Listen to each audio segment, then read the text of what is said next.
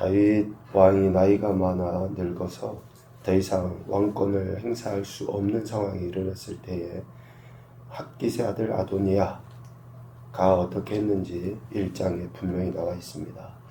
스스로 자기를 높여서 왕이 되려 했죠. 그래서 자기를 위하여 병거, 기병, 호위병을 준비하기까지 했습니다. 이것은 하나님의 뜻을 거역하는 거죠. 일찍이 하나님은 다윗의 아들 솔로몬을 이스라엘의 왕으로 세우려 하셨죠. 하나님의 뜻을 거역한 탐심의 결과입니다. 탐심의 결과. 육신의 정욕, 안목의 정욕, 이생의 자랑.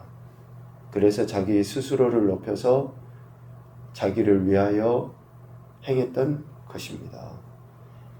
결국 다윗은 하나님의 뜻하심대로 솔로몬을 자신의 뒤를 이을 왕으로 세우셨죠. 1장 38절, 39절에 보면 그렇게 솔로몬을 왕으로 세웁니다. 이렇게 솔로몬이 왕이 되고 난 이후에 아도니아의 그 모습을 보면 1장 51절에 생명을 구걸합니다. 그러니까 악을 행하는 그러한 모습을 어쩌면 당당하게 보였던 아도니아가 솔로몬이 왕이 되고 난 이후에 자신의 생명을 부지하기 위해서 구걸하는 그런 모습, 간청이라고 하기는 뭐하죠. 1장 51절에 보면 어떤 사람이 솔로몬에게 말하여 이르되 아도니아가 솔로몬 왕을 두려워하여 지금 제단 뿔을 잡고 말하기를 솔로몬 왕이 오늘 칼로 자기 종을 죽이지 않겠다고 내게 맹세하기를 원하나이다. 그러니까 제단 뿔을 잡았다는 것은 뭐예요? 성전에서는 이런 살인이나 그런 것을 할 수 없다는 것을 알고 이용한 것이죠. 탐심에 의해서 그렇게 어쩌면 당당했던 아도니아의 모습이 솔로몬이 왕이 되고 난 이후에는 자기의 목숨을 부지하기 위해서 이러한 행태들까지 보인 것이죠. 이렇게까지 했으면 어떻습니까? 자신의 처지를 생각하고 지금 아도니아를 죽이지 아니하고 살려두었다 그러면 정신을 차리고 근신해야 되잖아요. 조금이라도 제정신인 사람을 좀 자기의 죄를, 자기의 실수를 다시금 만회하기 위해서 정신 차리고 해야 되지 않습니까? 그런데 오늘 우리가 읽은 본문을 보면 다윗 왕이 죽고 나자마자 아도니아가 참 인간적으로도 할 수 없는 그 일, 그러한 요구를 지금 하고 있는 것이죠. 수넴 여자 아비삭을 자기 아내로 삼게 해달라 라고 밧세바에게 요구를 하고 또 밧세바는 그 요구를 좋게 여겼다 라고 하는 내용이 오늘 기록이 되어져 있습니다. 솔로몬 왕의 어머니인 밧세바에게 찾아가서 다윗의 노년에 아내가 되었던 아비삭을 자신의 아내로 달라 라고 요구를 해요. 이것은 하나님께서 정하신 율법, 레위기에 나와 있는 율법을 정면으로 거역하고 반박한 거죠. 마치 암논이 자신의 누이를 범한 것과 같이 철저하게 하나님께서 정하신 그 율법을 범하려 한 것입니다. 아도니아의 이러한 요구, 행동은 하나님과 하나님께 세우신 권위에 대한 대적이에요. 불순종이죠. 하나님과 하나님께 세우신 권위에 대한 불순종입니다. 왜냐하면 왕의 아내를 자신의 아내로 삼는다 라고 하는 것의 의미는 뭡니까? 왕의 모든 권세를 장악한다 라는 그런 의미가 있어요. 오늘 아도니아가 밧세바에게 요구할 때 15절에 보면 이렇게 이야기하잖아요. 당신도 아시는 바이거니와 이 왕위는 내 것이었고, 지금 아도니아가 여전히 자신이 왕이라는 그 생각에서 벗어나지 못한 거예요. 이거는. 솔로몬이 왕이 되었지만 자기가 왕권을 빼앗겼다라고 지금 생각을 하는 거예요. 이 왕위는 내 것이었고 온 이스라엘은 다 얼굴을 내게로 향하여 왕으로 삼으려 했다. 백성들도 솔로몬의 백성이 아니라 자신의 백성이다 라는 그 생각을 여전히 떨치지 못하고 있는 것이죠. 그래서 왕의 아내를 자신의 아내로 삼으려 하는 것은 왕의 모든 권세를 장악하려는 그러한 의도가 있는 거죠. 실질적으로 압살롬이 다윗을 반역한 후에 어떻게 했습니까? 다윗의 아내들을 다 보내버려요. 그것도 백주에. 그러니까 철저하게 왕권에 대한 자기의 소유, 그러한 생각이 지금 아도니아에게 있는 거죠. 또 한 가지는 정욕에 이끌려 살아가는 인생은 분별력을 상실하게 된다라는 것을 알 수 있어요. 정욕에 이끌려. 탐심이죠.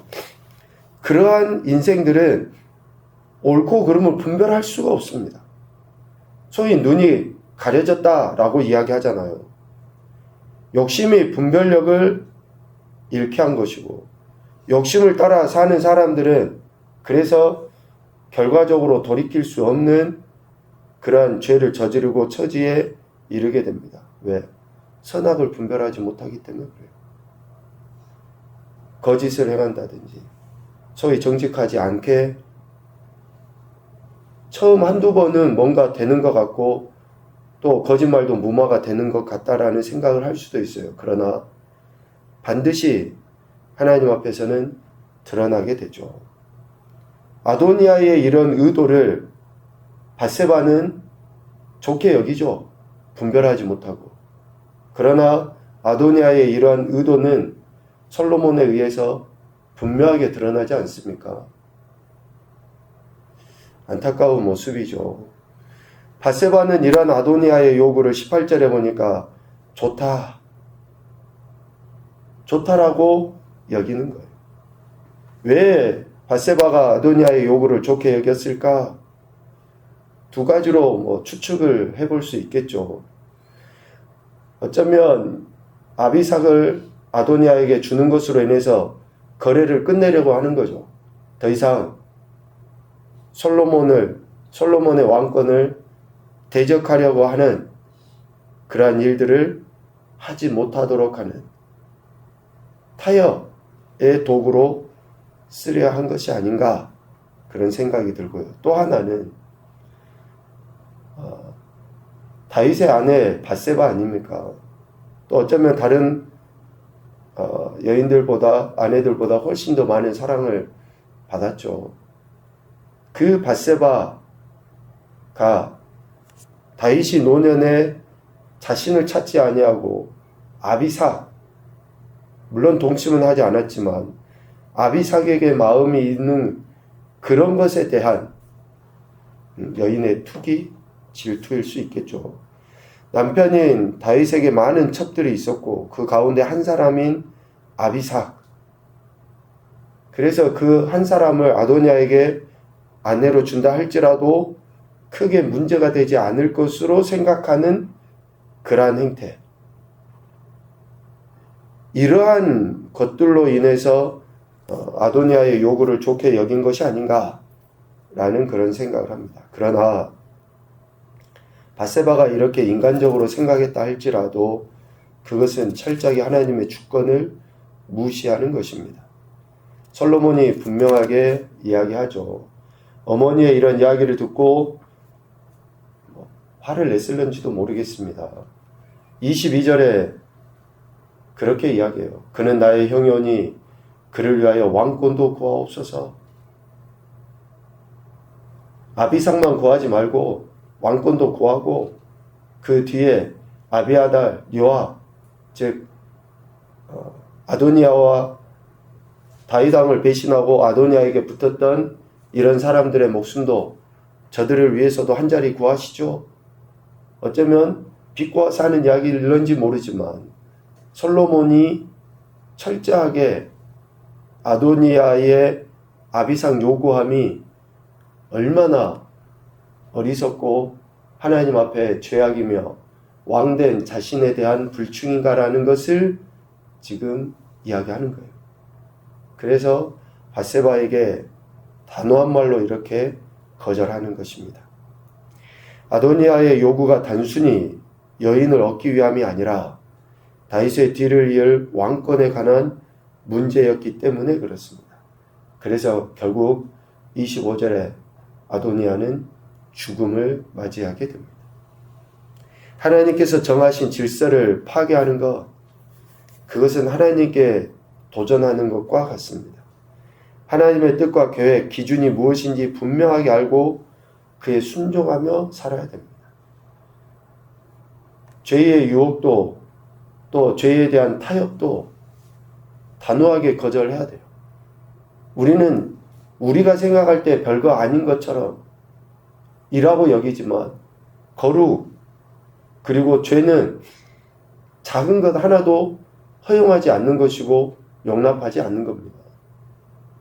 그런데 우리 인간적인 생각에 오늘 밧세바의 태도는 어쩌면 충분히 인간적으로 그럴 수 있다라고 여기지 않겠습니까? 그러나 이 철저하게 하나님께서는 이러한 것을 하나님의 기준에 어긋나는 것을 허용하지 않으십니다. 첫 번째 교훈입니다. 교묘하게 하나님의 주권을 침해하려는 그 어떤 생각과 행동도 버려야 한다. 교묘하게 하나님의 주권을 침해하려는 그 어떤 생각과 행동도 버려야 한다. 두 번째, 욕심 때문에 분별력을 상실하는 어리석은 인생이 되지 말자. 욕심, 탐심 때문에 분별력을 상실하는 감정인 거죠. 욕심도. 이런 감정이 북받쳐서 이성을 상실하게 해서는 안 됩니다.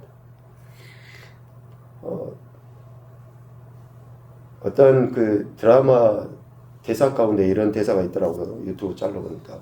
기분이 태도를 지배해서는 안 된다. 기분이 태도를 지배해서는 안 된다.